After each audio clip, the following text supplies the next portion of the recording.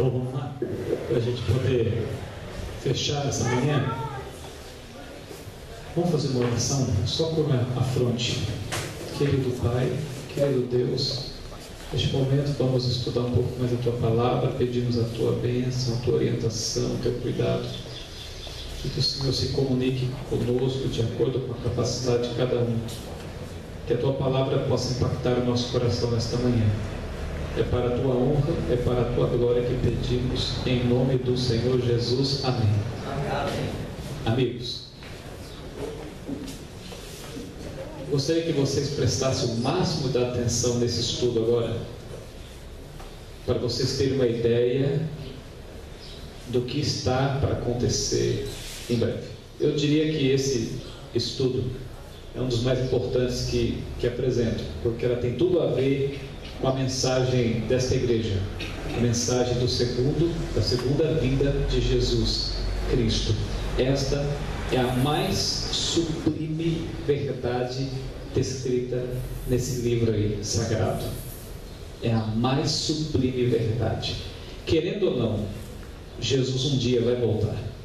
Você aceitando ou não, Jesus um dia vai voltar. Você estando preparado ou não, Jesus um dia vai retornar a essa terra. Os estudiosos dizem que mesmo que tudo que a Bíblia ensina fosse mentira, mesmo que Deus não existisse, mesmo que não houvesse nunca essa ideia de segunda vinda de Cristo, mesmo assim os especialistas afirmam que a terra se autodesintegraria, ela seria destruída pelo homem em algum momento da história. Se tudo isso for mentira, for mito, de qualquer maneira, um dia a terra vai ser destruída. Não haverá ninguém, não vai sobrar ninguém sobre a terra. O homem está se consumindo, está se destruindo sozinho, gradativamente. No entanto, nós acreditamos na segunda vinda de Cristo por vários motivos, por muitos deles, mas principalmente porque, sabe por quê? Principalmente, tem muitos, mas eu vou citar apenas um. Porque um dia Jesus já veio na terra. A história diz isso, não é apenas a Bíblia não. Há vários historiadores não cristãos que descreveram a primeira vinda de Cristo. Por exemplo, o judeu Flávio Joséfo, Plínio e outros historiadores mais descreveram a existência de Jesus quando veio pela primeira vez há 2000 anos atrás. E Paulo, ele descreve a segunda vinda de Cristo de maneira tão certa quanto foi a primeira.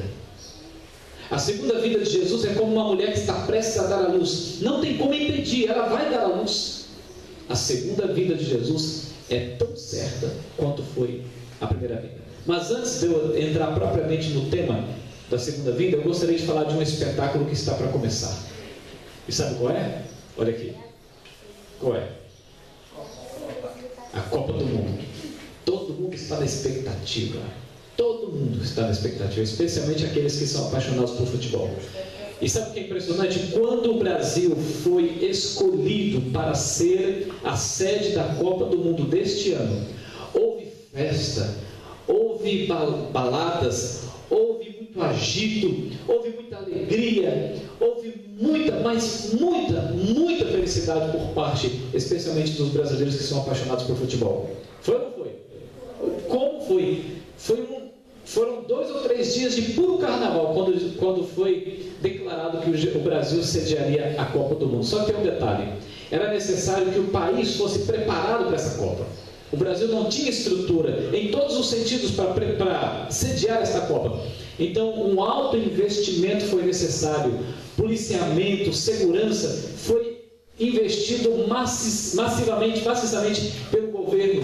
Os dirigentes da Copa vieram até o Brasil, juntamente com os governantes brasileiros, foram fazer uma análise dos estados e perceberam que era necessário uma reconstrução, uma reformulação dos estados brasileiros. Muito em dinheiro, acredita-se que próximo de 40 bilhões de dólares já tenha sido gasto na Copa do Mundo. E aqui estão algumas fotos que exemplificam a correria, o investimento, as novas estratégias de design, reconstrução de estádios, melhoramento de vias, e é mais ou menos isso que se espera. Esperam que a Copa do Mundo no Brasil seja um vislumbre, seja uma glória para o mundo, seja a Copa das Copas, como a própria presidente do Brasil declarou, ainda mesmo essa semana. Belos estádios, coloridos, em formatos diferenciados, para vislumbrar, para tirar lágrimas, para mostrar ao mundo o que o país é capaz de oferecer.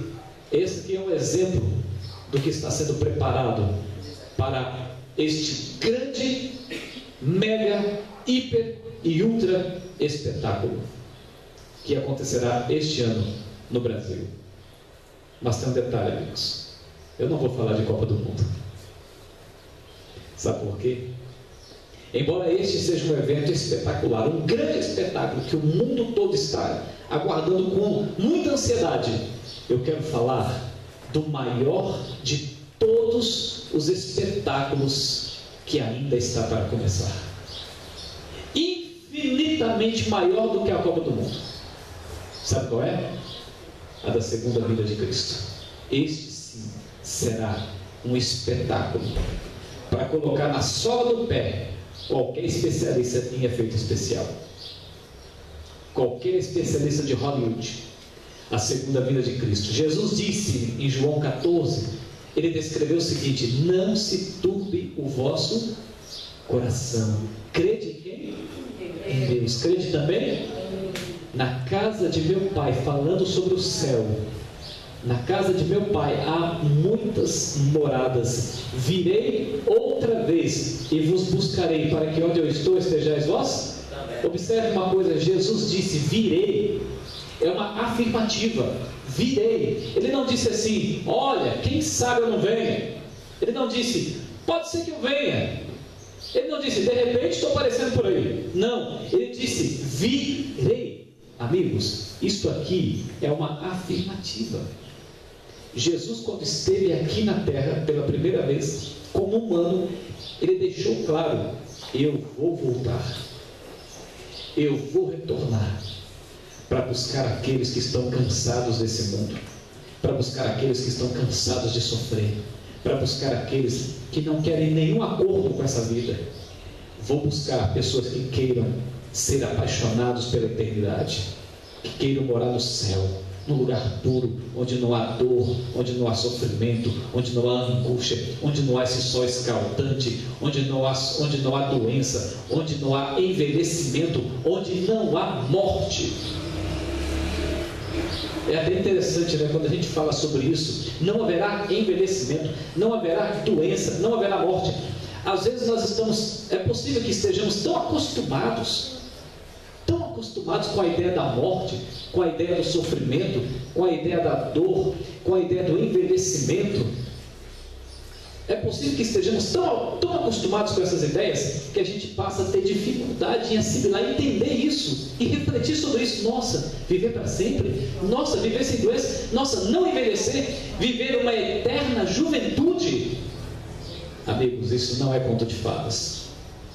O que é conto de fadas é essa realidade cruel que nós vivemos aqui. Isto sim é um conto de fadas. Isto sim é uma virtualidade. O que Deus está preparando para aqueles que o amam, para aqueles que querem servi-lo, para aqueles que querem morar no céu, viver eternamente, que são fiéis. O que Deus está preparando, disse o apóstolo Pedro, nem olho viu e nem ouvido ouviu o que Deus está preparando para o seu povo. Nem olhos nunca viram, ouvido nunca ouviu o que Deus está preparando para o seu povo. Portanto, eu quero apresentar para vocês nessa manhã 7 verdades bíblicas sobre a segunda vinda de Cristo. 7 verdades. E a primeira verdade é que a volta de Jesus será um evento o quê? Literal. Sabe o que significa isso? Não é simbólico. Não é uma coisa assim mitológica. Não é uma alegoria, é uma realidade, é literal. Jesus vai aparecer sim nas nuvens do céu, e todo olho vai ver, todas as pessoas poderão observar atentamente Tito capítulo 2, verso 13 diz assim: aguardando a bem-aventurada esperança e o aparecimento da glória do grande Deus e nosso Senhor Jesus Cristo. É isso que o discípulo descreveu, aguardando a bem-aventurada esperança. Sabe essa esperança que está no nosso coração, essa esperança que nos faz ainda ter vontade de viver, essa esperança que ainda nos faz olhar para o céu com alegria, com júbilo, essa esperança que nos faz aguardar confiantemente no mundo melhor, numa vida melhor. Amigos, essa esperança, ele está dizendo aqui que um dia vai se materializar, ela vai se concretizar, ela vai estar patente, patente diante dos nossos olhos.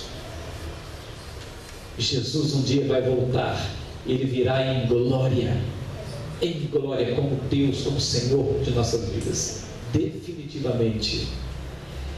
Amigos, num tempo específico Deus fez o mundo, num tempo específico Cristo veio pela primeira vez.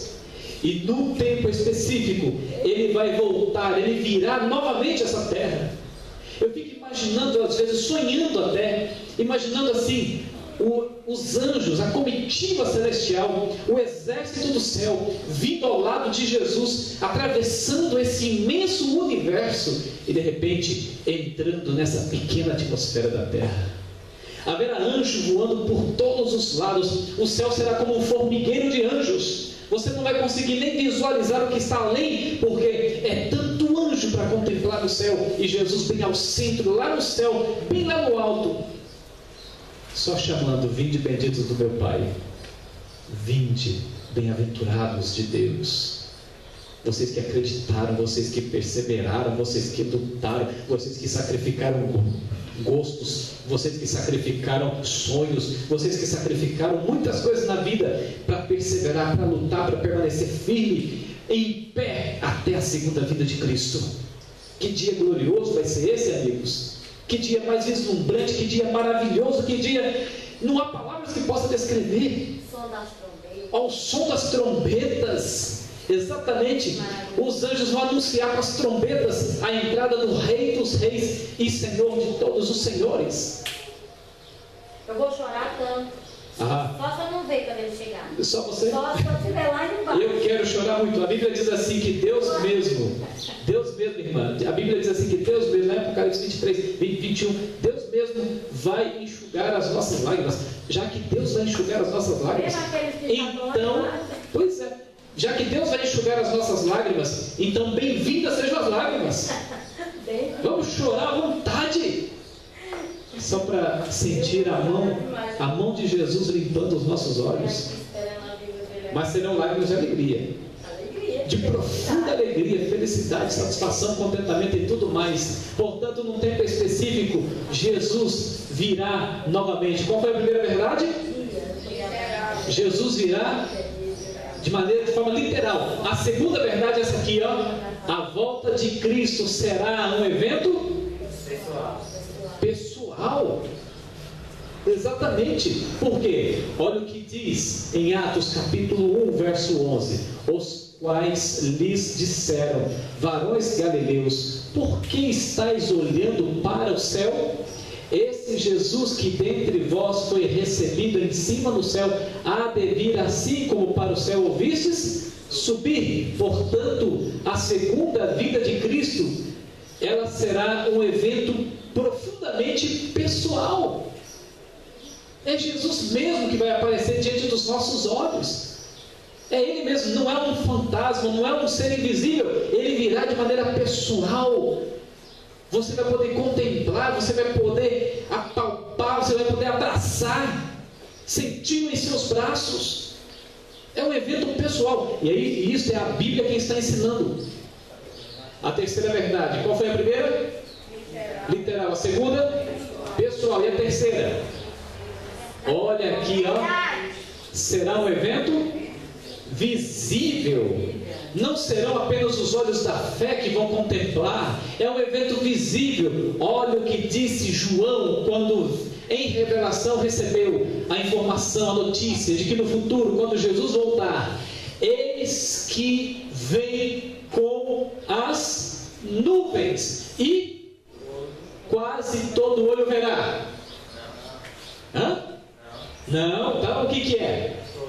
todo olho verá, todo olho, quem estiver do outro lado do mundo, quem estiver do lado de cá do mundo, da banda de lá do mundo, todos vão poder contemplar. João também descreve no capítulo 6 de Apocalipse que o céu vai se enrolar como um pergaminho, é um milagre que vai acontecer, é um milagre que vai acontecer sobre a terra, é um milagre, e todo olho, todos que estiverem vivos sobre a face dessa terra, todos vão poder olhar para o céu, ouvir a trombeta, e olhar para o céu, e ver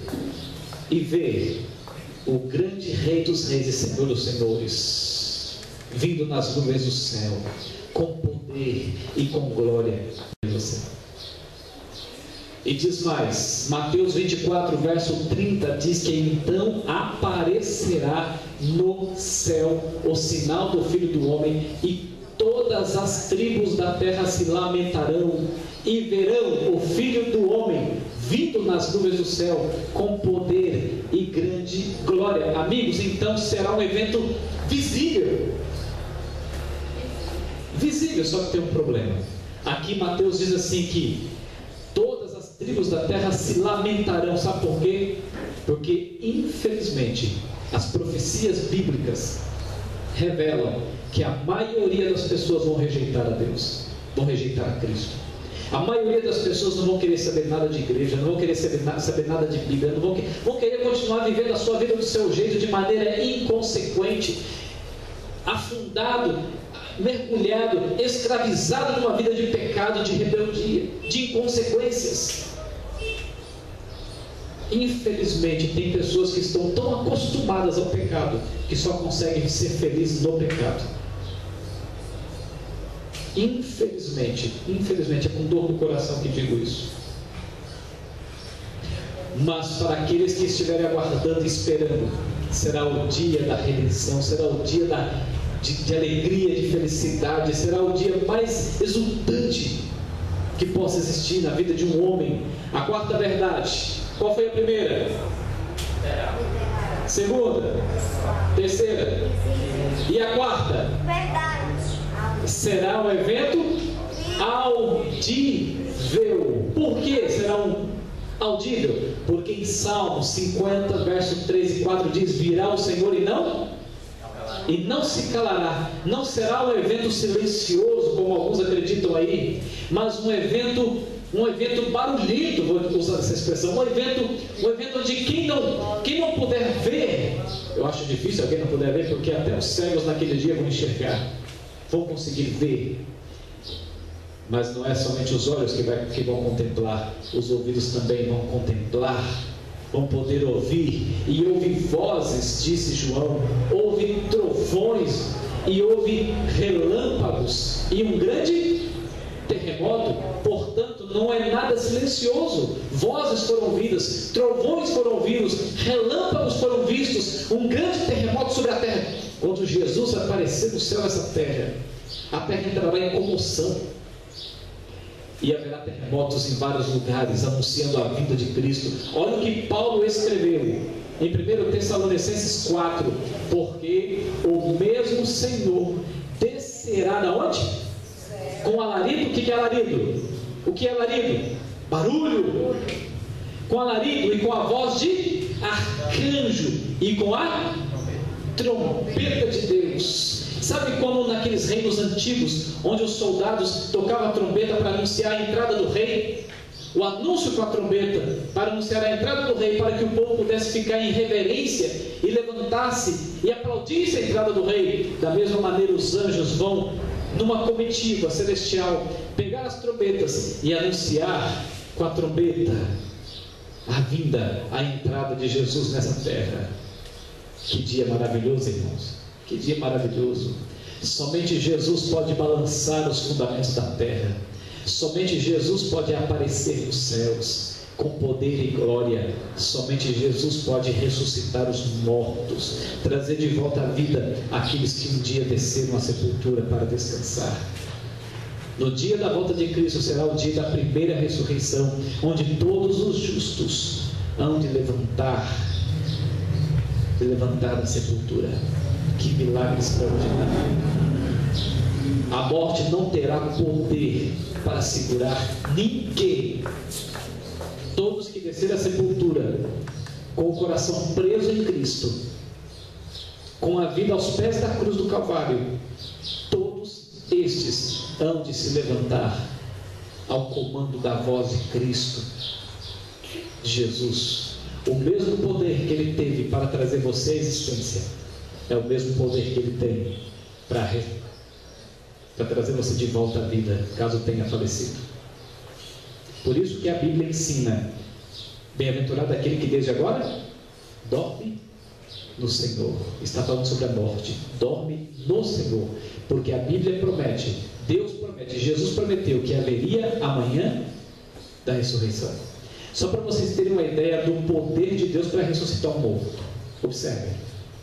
Já ouviram falar da história de Lázaro, que havia falecido, e no quarto dia Jesus foi lá para ressuscitá-lo? Então Jesus olhou para a tumba.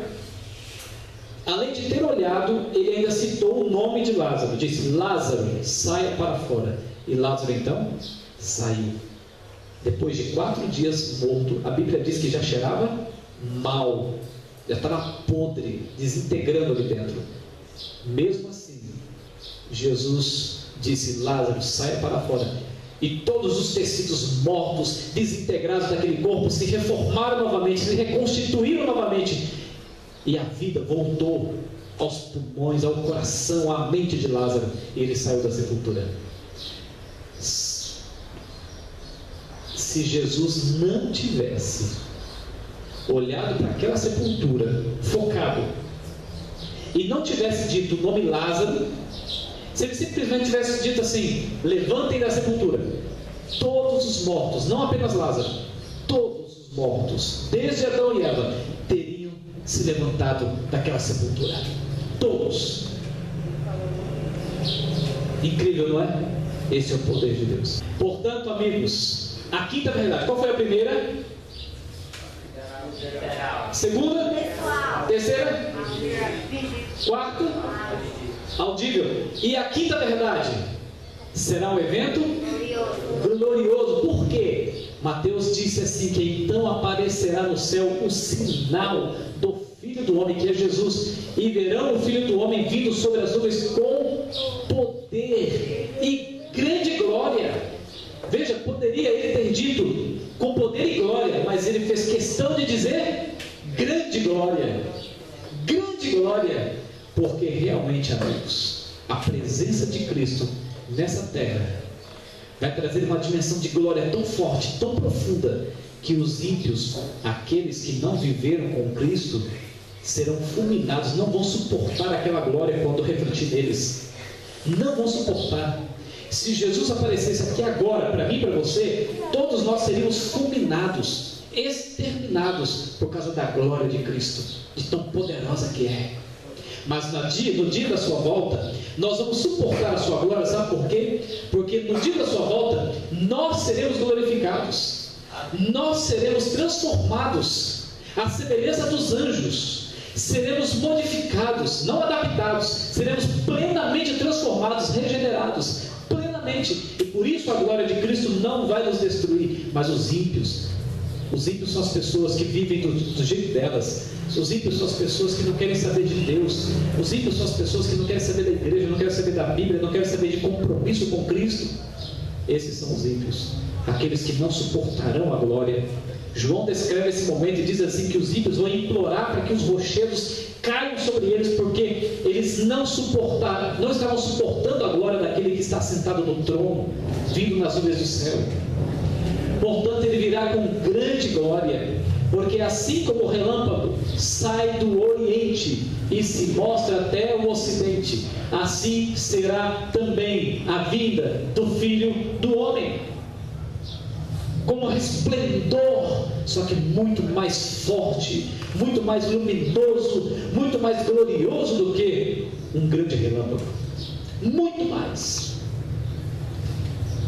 A sexta verdade. Qual foi a primeira verdade? Segunda? Terceira? Quarta? Quinta? Glorioso. E sexta verdade, será um evento galáctico. Por quê? Veja o que João descreve quando ele viu Jesus passando pelo universo, entrando na atmosfera da Terra. Ele viu o céu, olha aqui, o céu se abriu. Ele viu o céu se abrindo. E ele viu que um cavalo branco. E o que estava sentado sobre ele chamava-se Fiel e Verdadeiro. Por que fiel? Porque ele estava ali cumprindo a sua promessa. Ele não disse que voltaria. Ele não disse, virei outra vez. E agora Jesus está cumprindo a sua promessa, retornando à terra. Ele não é como os seres humanos que prometem e não cumprem. Ele não é como os seres humanos que se arrependem e voltam atrás. Ele não é como o ser humano que faz promessas que não tem condição de cumprir. Jesus promete e ele cumpre. Ele é fiel às suas promessas.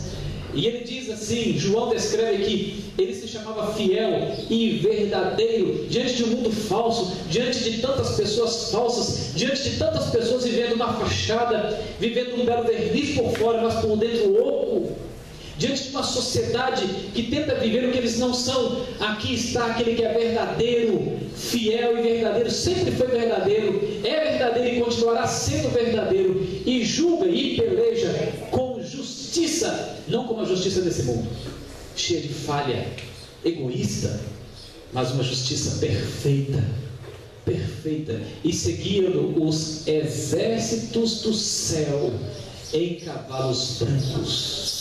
Quando João descreve que o céu foi aberto, eu fico às vezes imaginando, será que as estrelas vão dar espaço para Jesus passar com a sua comitiva? Ou será que um portal tridimensional vai abrir no céu?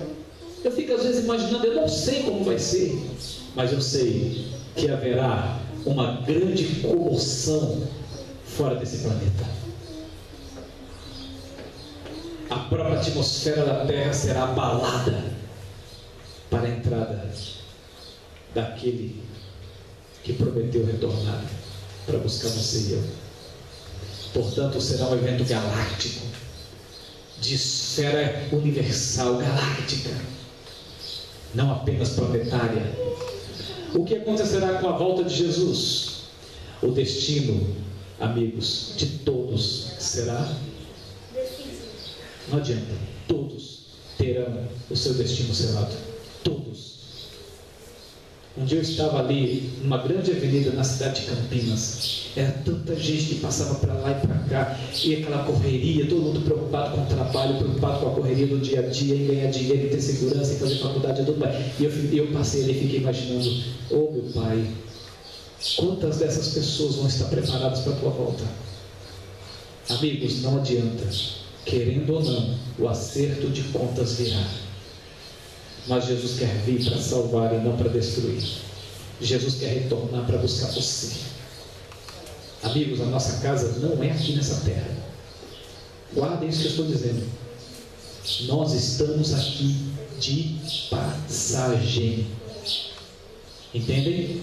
Nós estamos aqui nessa terra apenas de passagem. A nossa casa, o nosso lar não é aqui.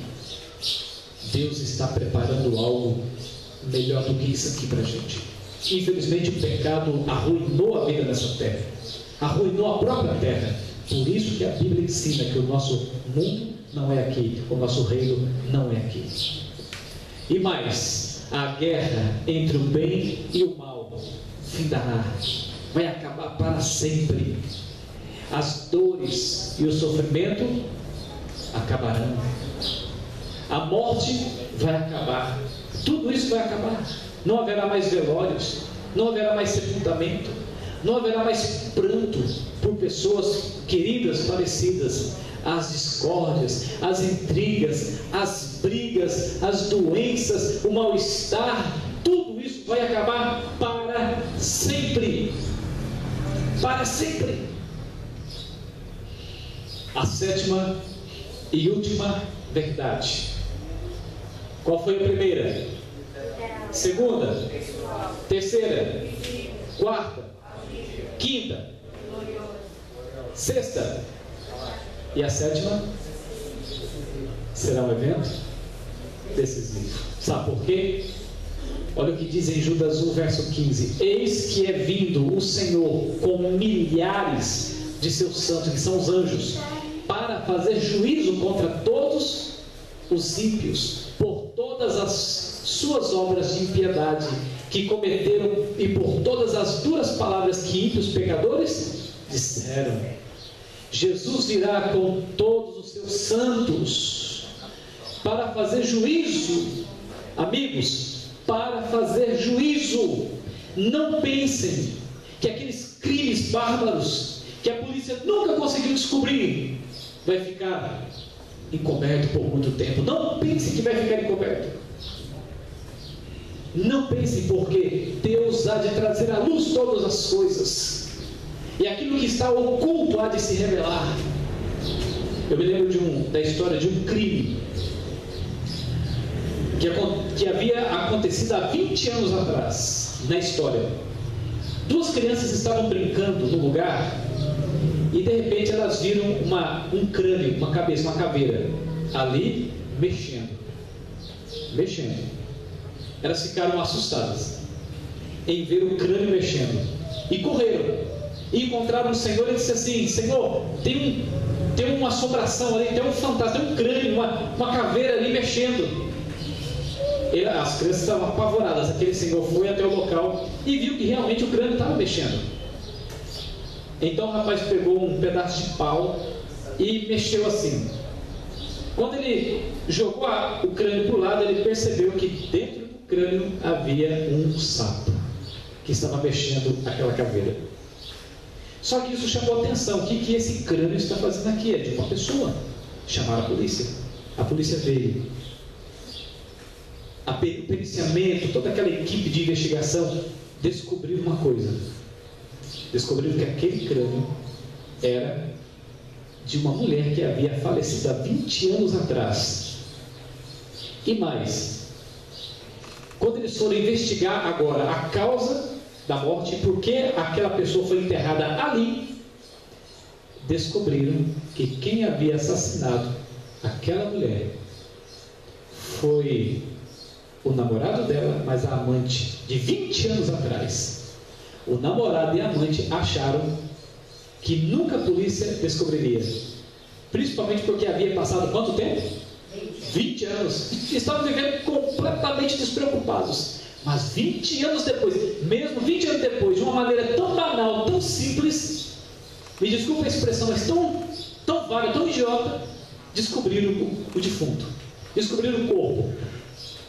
E quando foram investigar, chegaram até os criminosos de 20 anos atrás. Sabe o que essa história nos revela? Nos diz que se aqui na terra já é difícil esconder as coisas, diante de Deus é impossível esconder as coisas. Impossível. No dia do acerto de contas, que é na segunda vinda de Cristo, naquele período do juízo, lá após o milênio, no dia do acerto de contas, Deus vai trazer à tona tudo que foi escondido, tudo que não foi perdoado, todo pecado que não foi abandonado. Deus há de trazer a juízo todas as coisas. Não pense que o criminoso vai ficar inocentado. Pode ser inocentado diante dos homens, mas diante de Deus, não.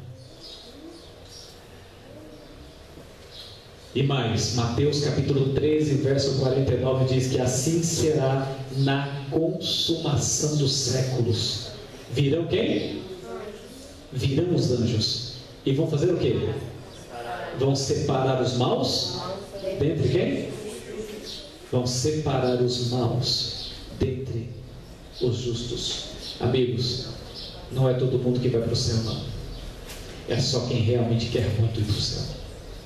É somente aqueles que estão apaixonados pela eternidade, que estão cansados de viver nessa terra de dor e sofrimento. Somente esses aqui é que serão contados entre os justos. Em Atos 17:31 diz que pois determinou um dia em que julgará o mundo com justiça, não como a injustiça do homem, mas como a justiça de Deus. E esse dia, amigos, já está marcado no calendário divino. E esse dia está próximo de acontecer. E esse dia está muito próximo de acontecer. O profeta Malaquias No capítulo 4, verso 2, ele diz assim que: mas para vós, para aqueles que estão aqui lutando e perseverando, para vós, os que temeis o meu nome, o nome de Deus, nascerá o sol da justiça, trazendo curas nas suas asas. Onde você quer viver? Nesse mundo ou no céu? Esse dia, amigo, nós estamos vivendo nas últimas páginas da existência deste grande livro. Estamos chegando já nas últimas páginas. Mas enquanto Jesus não volta, a gente precisa tomar decisões, a gente precisa permanecer firme, a gente precisa lutar contra o próprio eu, contra o mundo, contra as pessoas que nos influenciam para o mal, perseverantemente lutar para ficar ao lado de Cristo.